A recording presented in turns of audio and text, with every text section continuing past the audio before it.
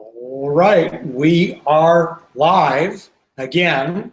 Apologize, we had some technical difficulties, which I guess is just part of the game when you do marketing on the internet. So it's sometimes, Murphy's Law comes in, and that's what happened here. So we apologize for that. Just to kind of catch you up a little bit on what we were talking about. My name is Jeff Schechter. Everybody calls me Shecky.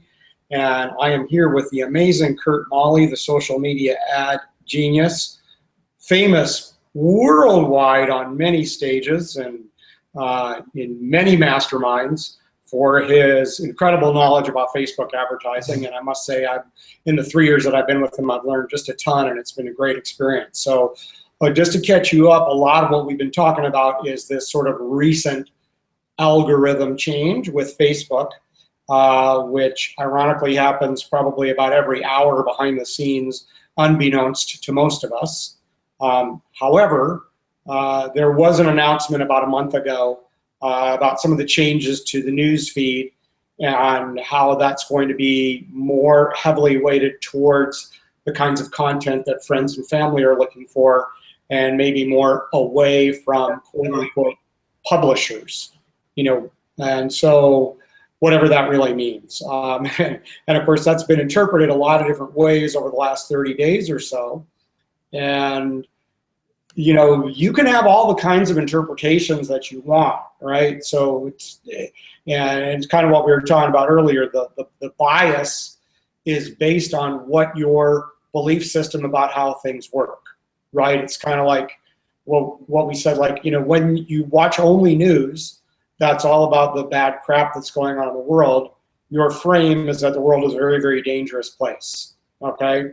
When you're an advertiser and you're like, oh my God, there's less supply, they're taking away this, they're not gonna show my ads as much, whatever, then you're advertising from, it's just your frame, it's your standpoint is more one of scarcity, all right? So to set things up, what we're saying is that what you perceive, what your perceptions are, and what your beliefs are definitely going to affect your outcomes. However, the proof is really in the pudding.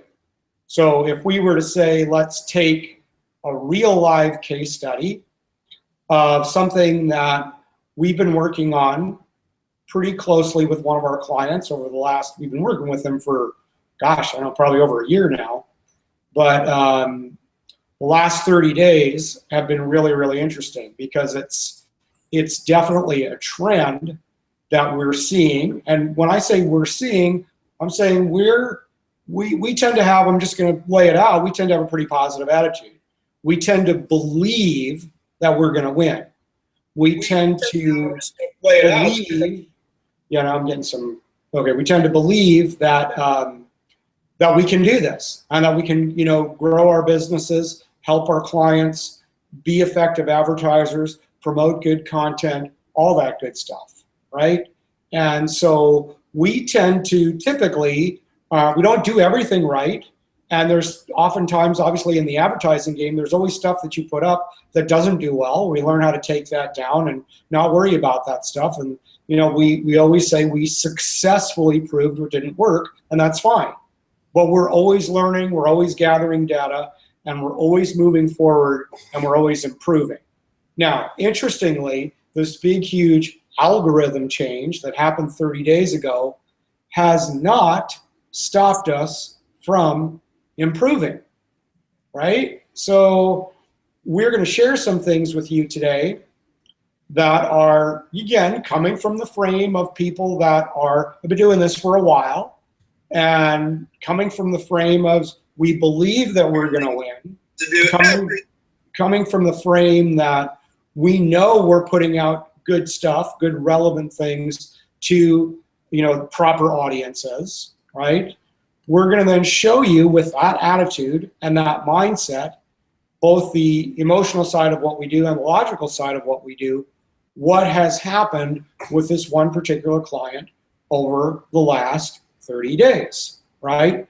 And let's just see. Now, this is no BS. In other words, this is not conjecture as to what we think that big news article was about in the New York Times. It's not an interpretation of what all the big publishers think is going to happen over the next year. There's no, this is just numbers we're going to show you. Like, this is what happened. This is what we did. This is what happened. We did a little more bit of this, and this is what happened, right? So you can see very clearly in black and white and make your own decisions about whether you want to operate your business based on emotion or hearsay or what the media portrays what they think Facebook is doing, or any of those large advertisers, or what's really going on with people that actually know how to advertise, right? And so that said, you know, we can also show you how to advertise. I mean, it's not, the stuff that we're doing is, I will promise you, is not rocket science. I mean, we can absolutely, we do have programming where we can show you how to do what we're doing. So go ahead, Kurt. The thing that we were talking about before, just to give, you know, this really we just now classifying as part 2, and many of you will be seeing the recording because unfortunately the live just you know failed out, is basically in part 1 when we talked about this New York Times story, right? It depends on what you want to be able to believe. Now, it really comes down to proof in the pudding, and what Shecky's referring to is if you look down at any of the links down below, you'll see we're going to have a special webinar about this Thursday at 3 p.m. Central Standard Time, this upcoming Thursday. And I believe if you're watching the recording, we'll have a replay up as well too. Or if you go on the top right-hand side of the card right here, it's called the card. You click on that. You'll I put a link in there for the New York Times article. I put a link for our upcoming webinar as well too. So basically what happens is when you read this whole thing, it basically boils down to, look, if you're doing a bunch of organic postings on Facebook, it's not going to be seen as much because Facebook has found out that, well, people just don't like it as much. So what ends up happening is this, and I think this is just absolutely just great. So let's just go ahead and take a look. Well, what happens when we apply the 12-step scale method that we talk about on a regular basis? And I tell clients, we're doing this for you. So let's take a look. May 25th through June 25th. The article came out June 25th, about exactly a month ago today. So go ahead and just take a look at these ad steps right here that I have highlighted. So notice, we've gotten over 6,600 page likes. Again, between May 25th and June 25th. Now, just to clarify, the article was written on June 25th, but some of the many of the changes were already made. So I'm going to give you a before and after shot. But 6,600 likes, quantifiable. 6,300 views, quantifiable. 4,600 post-page engagements, quantifiable. 3,000 video views. You get that we've run enough traffic where it's quantifiable. So the 4 numbers were 9-cent page likes, a penny video view, 3-cent engagement with lots of engagement and video views. So we can see that we can get easily a predictable 9-cent like, 1 penny video view, 3-cent engagements, penny video view, 20-cent website click. And we got 931 website clicks. So we got quantifiable website clicks, right? Yeah. Now here's what's important. Look at this. Look at all of our relevancy scores. 10, 9, 8, 10, 8, 10, 8, 8, 7, 8, all real high. The lowest one is 7 right here, which actually we're just retargeting if people go to the website but haven't liked the page yet to make sure that they like the page. So we expect people who are coming to the website and we retarget for that cost to be a little bit higher and the relevance maybe to be a little bit lower. But we got great relevance scores. Okay. So then Facebook makes this major update. So what happens? Well, let's take a look. Well, now we've gotten quantifiable data between June 29th and July 25th. Notice a month. Well, let's take a look. We got 9,634 website clicks. Last time when we were showing you stats for last month, it was only 6,000. So we've increased 3,000 website clicks. That's great. So the cost per website click on the last one was 20 cents. Now it's 10.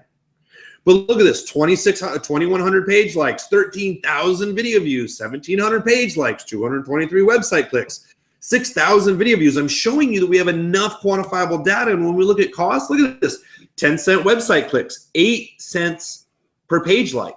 It was 9 cents per page like. It was 20 cents a website click. So our costs have actually gone down. 9-cent likes, 67-cent website click. That's actually for retargeting. We added in a retargeting website click campaign for anybody who went to the website saying, hey, we know you didn't opt in, but it's only 67 cents. 2-cent video view, 2-cent video views on 6,000 and 7,000 views. So here's the main reason why. We keep our relevance so incredibly high. Now, just to walk through these numbers just really quick. relevance 10, 10, 8, 9, 7, 7. Ooh, 5. What is 5? Well, 5 is at 2 cents a view, 7,800 views. This is a retargeting testimonial video of people who landed on the fan page, or sorry, landed on the sales page. So people are seeing this retargeting only because they land on the sales page. So the relevance score may be a little bit lower because it's not as wide as target, but I'm still getting a 2 cent video view. Our cost went down with the algorithm change.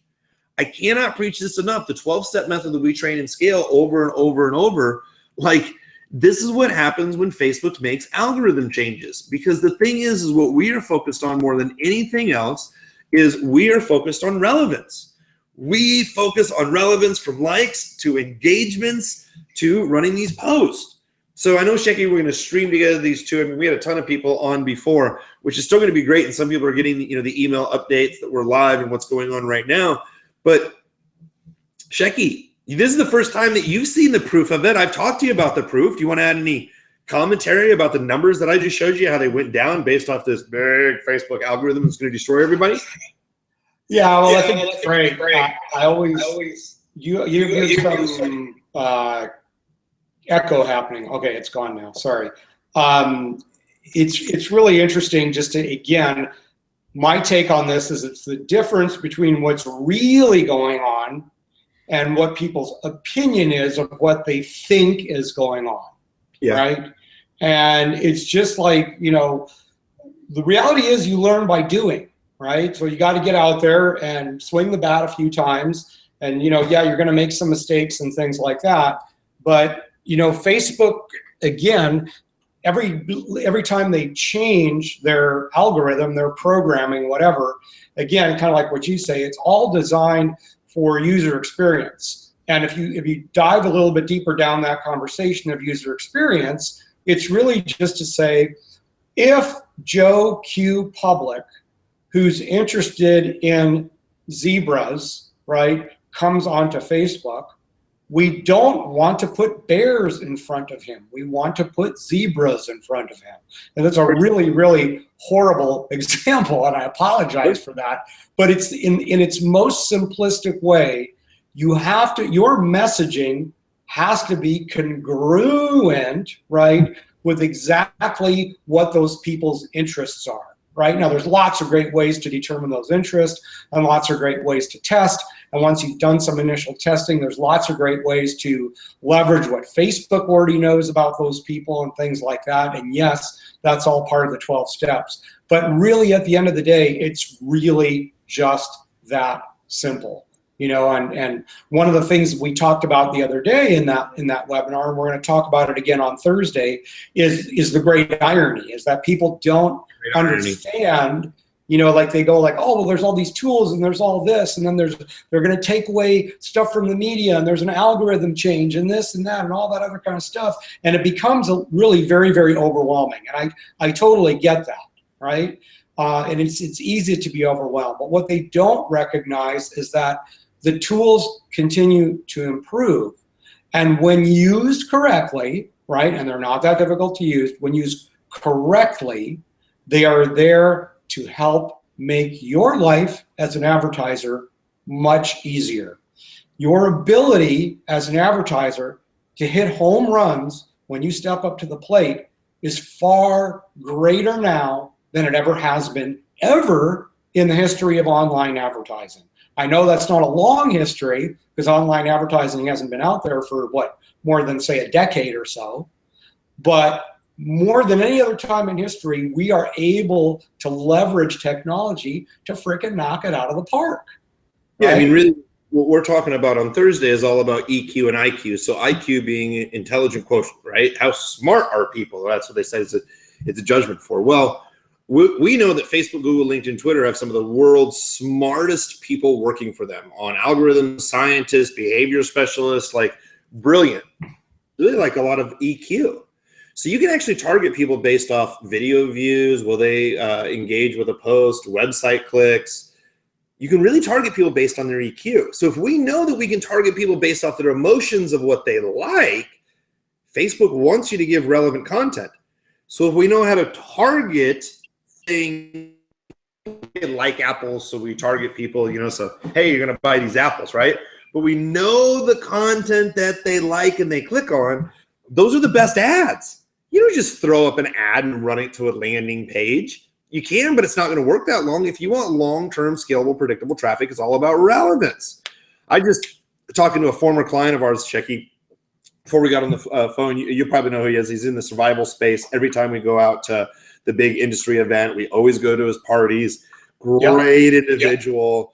And, you know, we were just talking about relevance and why it's so important. And he has a 8-figure business online.